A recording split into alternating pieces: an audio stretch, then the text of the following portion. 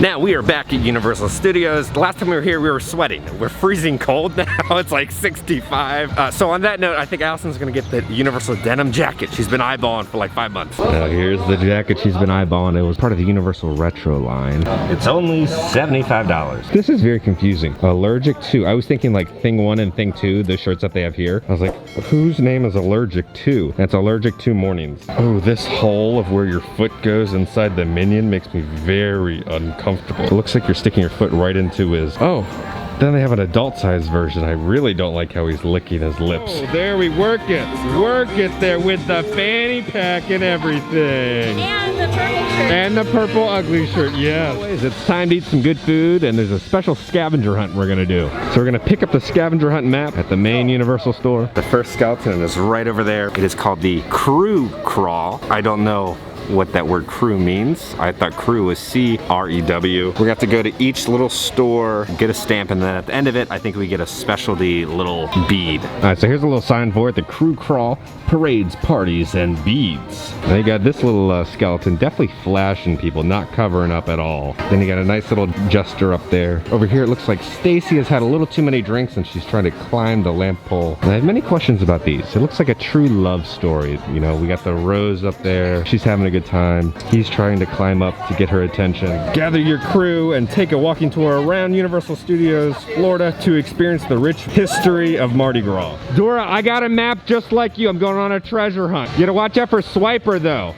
If you get any beads, I know he'll be coming for it. Oh, no boots. Oh, buddy. Oh. Yes. Oh. Keep trying, Boots. We'll stop by and see how you're doing later. Our first stop of the day is gonna be at 5 and Dime to get our treasure stamp. Oh, this is a good one. So you got a wonderful bride right there. You got a vampire with like some little voodoo necklace. We gotta stop by the annual pass holder lounge because they have a new shirt. We finally have a new annual pass holder shirt for the Velocicoaster. What could go wrong? If you kind of look, there's the silhouette of Velociraptor. And then on the little annual pass holder logo, they have like claw mark. And it's only $25. Now, I don't remember that being a quote from Jurassic Park. What could go wrong? Trust me, what could go wrong? Probably gonna be in like the pre-show. Owen's probably gonna be like, what could go wrong with the raptor training session? I feel like that's what's gonna happen. Now normally there's a giant float here. I don't know what happened to it. Now they're throwing beads off the float. The team members are trying to tell them to spread out. They're not really listening though. The next little stop is at the MIB Gear Shop. Live jazz tonight. Got one playing a little trumpet, another guy playing the drums, then you got another guy rocking out on the guitar. I wonder whose pick that is. Since it's raining, we're gonna hop into the U-Rest area at the Fear Factor stage. Now a lot of people just sit at the little tables right outside of the Fear Factor stage. A lot of people don't know that the whole arena is wide open. Now here's a little better shot of the empty Fear Factor live. There used to be like cars up here that people would hang from, but I think they removed them. So that might be like the nail in the coffin that the show's never coming back. I think it's funny that there's also just like apartment buildings right back there. And if you look, you can see the Hornites house tent still set up. We're waiting for September. Now the next little skeleton is gonna be at our favorite family store. He's got a little hat. Looks like he's a grave digger. I like the little golden tooth that he has, and then the coins in the eyes. And again, probably on all these little tombs, the names are probably of like people from the Universal creative team. Now we're off to the candy store. Oh, this is funny. That skeleton's a little pothead over there. He's cooking up something good. I'm guessing there was some spillage from what they were cooking because they got a caution sign down there. Yeah, they're definitely some messy cooks because you can see everything that they're dropping on the floor. They're probably wondering, will Bruce ever come back? Yeah, Universal announced he's just being under refurb right now because you know all those kids hang on his teeth. And they have their daytime water show running. Just something to look at while you're walking by. Now we're off to the Irish Imports. She's a little gardener. Look at her.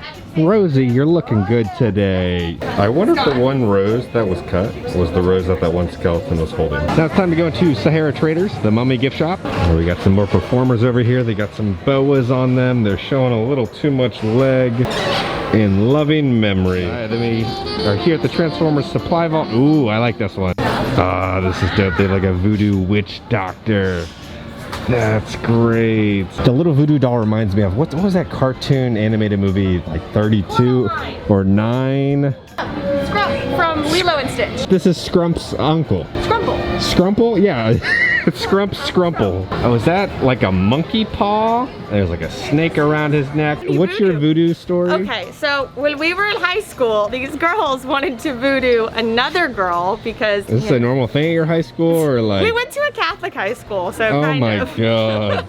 And they went to voodoo and they had the girl's picture here and they took a Snapchat of it. And you could see her picture in real life, but in the picture, it was black like this. Where did they learn how to voodoo? YouTube. Oh my God. So it was very official. Now right next to Transformers is the film vault. The next skeleton will be in here. He looks like a good pirate on a float having a good time. He's eyeballing some people, flashing for some beads. The little cannonballs up there almost look like donut holes. And then under his foot is a little treasure chest with beads and coins. I really wish he was wearing pants with the way his legs are spread. All right, we're gonna take a break from the scavenger hunt to go to one of my favorite little food booths that they have here at Mardi Gras. Last time I was here, I got the carnitas arepas. This time I'm gonna try the beef picadillo. I feel like I'm saying that wrong. The picadillo? Picadillo. And the pollo arepas. And then of course, we're gonna get my favorite drink, I think, from this Mardi Gras event, the Coco Loco. Okay, I'm super excited for these. So the first one, I'm gonna have the pollo arepa, be a cornmeal cake filled with savory shredded chicken, mayo ketchup, and cilantro.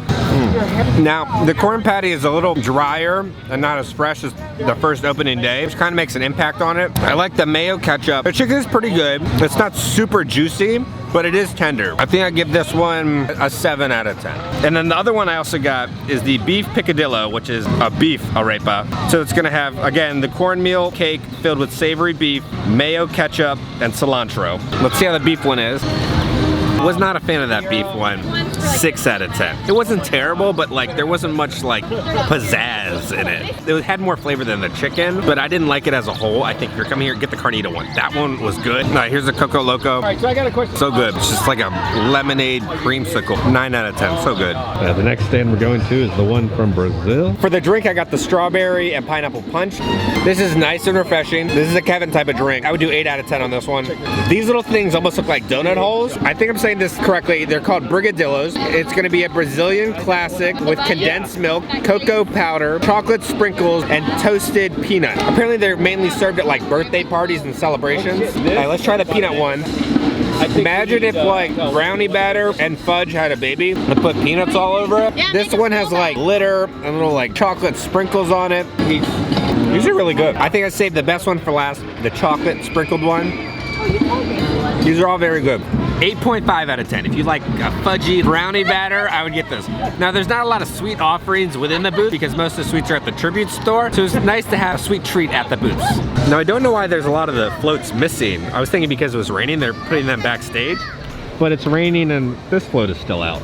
We're gonna go to the tribute store real quick. I do enjoy this little nod, the tributes to the tribute store. I wonder if this is the band that plays at the Hunger Games after party for the winter. Now we have to pay our respects to the grave of Marty. You will forever be missed, Marty. You will forever be missed. Now if you're confused, for the Christmas time there's like Earl the squirrel, and our friend Megan told us that they have a little graveyard for a squirrel, and she named him Marty for like Mardi Gras. Who needs YouTube Raven when you can buy your own voodoo doll right here? The time has come for me to try the talking skull. And then I'm gonna get one of the little treats at the Bayou Bite. Now, I got the talking skull. For Halloween, they had like the beating hearts, and then for Christmas, then they had like the light up Christmas lights, and now they're like these talking cursed skulls. They gave it to me and they said there's no longer a curse on them, so they're no longer gonna be talking anymore. Watching them talk kind of reminded me of, if you've ever seen like Halloween Town 2, there's like these shrunken head walkie-talkies. That's what they like reminded me of. So here's the gummy skeleton. I don't know what flavor he is, but he definitely has an underbite. I don't think he went to an orthodontist in his lifetime. Oh my God, these. So you can see like the little air pocket in the back. It almost looks like a coin bank. I think it's the consistency for me. And it's like this like weird like thick lump of gelatin. I think it's like a blueberry. The taste isn't bad. It feels like I'm eating like diet rubber. A little too funky for me. We'll do a 3 out of 10. I think you buy it for like the look, not for the taste. As always, I've brought along my little test guinea pig here. Brent, go for the head. Ah, I can't. It doesn't taste bad, it just doesn't feel good. Texture is just too weird. Now for the little entree, I got the andouille puff pastry with a Creole mustard. Now I do want you to know that if you go in there, the tasting sampler card does not work on those. So you have to pay out of pocket for everything inside the tribute store. Let's hope this is good. It is steaming. Here's a little better shot of the sausage. It tastes a lot better than the twisted tater we had last time. That was an andouille sausage. It's got some good zesty seasoning in it, a good pop when you bite into it, and it's hot. I really thought it was gonna be cold sitting around the tribute store. Is it the best thing I've eaten here? No, but it's decent. It's edible. I think we'll do 6.5. It's got a kind of an interesting aftertaste. Now, maybe I'm just not a fan of an andouille sausage. Like, I enjoy it when it's in like gumbo and everything, but I think just like eating it on its own, I think my taste palate just isn't used to it. Brent explained the taste of biting into this pretty well. If I were to be a cannibal, just to be clear, I'm not a cannibal. I imagine that's what it would be like. That's what it tastes like? The texture. I can't imagine a person tasting good. I mean, look at it. Look at it. It's like if a person was beef jerky, that's what it would be. Sausage. Put that on a senior quote. If a person was beef jerky, it'd be an andouille sausage. Now guys, we are back home. If you have eaten that little sausage pig in a blanket thing, let me know your thoughts on it. I know you want to see what happens with the rest of our scavenger hunt, but you have to wait till part 2 on Friday. I'm sorry. It's a good vlog though. I hope everybody's having a good week. I know the country's finally starting to like defrost here in the United States because it was a cold one the past week. Now this adventure was brought to you by Matt Phillips. Thank you so much for donating on Patreon. Now on that note, I love you all. Please stay safe and I will see you all on Friday. Bye.